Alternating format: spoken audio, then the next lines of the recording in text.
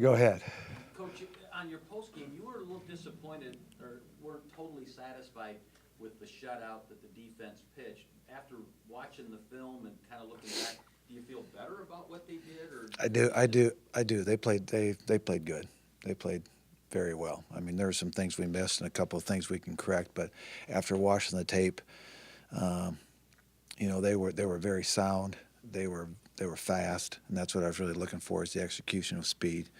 We did that, and that was a big part of those turnovers because they were all headed in the right direction, and some guys came off some blocks, and there were some really good things on there from our defensive line play. I thought as a group they played very well. Bryce Douglas was actually the guy that we gave the Player of the Week to on defense. Uh, on offense, it was Deion McShane, and on special teams, it was Austin Evans. And when we went back and looked at it, those three kind of stood out, along with some others, but those three stood out because of they had they were really running to the football and doing a lot of things well at their position, and they showed speed. That's all I look for is speed of play. Sticking with the defense, Coach, a week ago you were talking about still evaluating personnel on that side of the ball.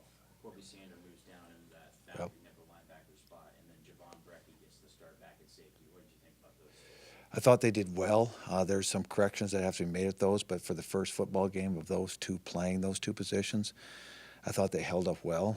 Each week is going to get tougher, and they'll get tested much more now moving forward since they are on film.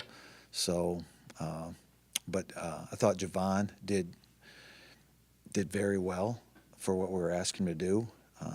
Those roles will continue to increase, and I thought coverage-wise, Corby did really good, and there's some things that he needs work on as well to make him a better football player. But that's a whole different thing when you come down closer to the box and you start dealing with linemen instead of receivers as far as in blocking schemes and stuff like that. You just have to experience to understand what you need to work on. So he knows what he needs to work on this week, and he'll have to. Otherwise, he's going to get tested in a lot of the same manners that he did last week. any of the coaches get any sleep over the weekend with a quick turnaround like this? I gotta believe you were burning the midnight oil in prep for a Thursday night game now.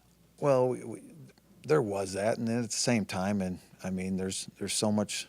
There's only so much time in a day, but Sunday is a time when you try to turn one around just after a win. We haven't played. 2008 was the last time we played on Thursday night, so that was the Nickel State game.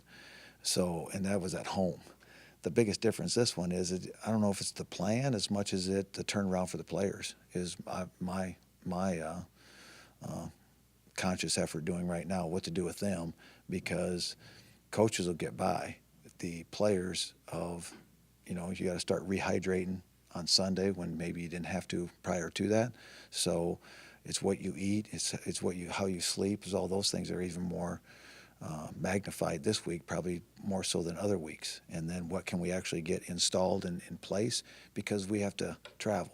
When you're the home team, you actually gain a day, and now when you lose 2 days of prep plus being the road team, that doubles the challenge. What about Indiana State? What have you been able to learn about them as you've seen them on film? You know what? Indiana State is really playing well. I mean, they played Louisville. They were 7-7 at the half, and that was that one that got shut down because of lightning. So they were 7-7 at the half before they had to sit around the locker room for so long to come back out. They put up 52 on Eastern Illinois. At Eastern Illinois, I thought it was at Indiana State. It was at Eastern Illinois, and they went down there and did a number on them.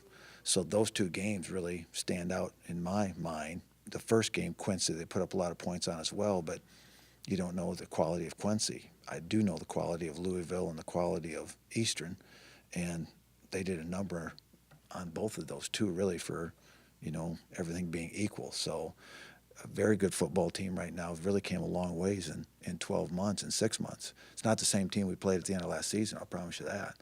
And they're doing some really good things, and their execution is very good, and their speed of play is very good.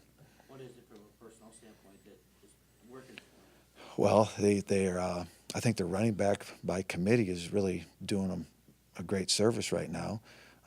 They're really pounding the football and being patient and running the football and staying with the run game and really doing a great job of moving the chains, moving the line of scrimmage. Their offensive line is very well coached.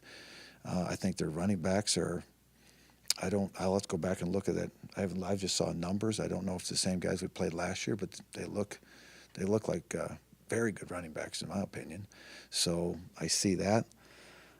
There's even sometimes they'll play with an extra lineman, so they'll play with 6 offensive linemen out there instead of using the tight end. They'll put the extra linemen in there, and so they're doing a very good job that way. And their quarterback has mobility to get out of problems. So they're running the ball well, and their defense is playing with much more confidence. And they're a 2-1 football team that their only loss is to Louisville, and they challenge them. So they're a confident football team, and that's what probably is the biggest difference last year at the end of the season to what they are this year at the beginning of the season.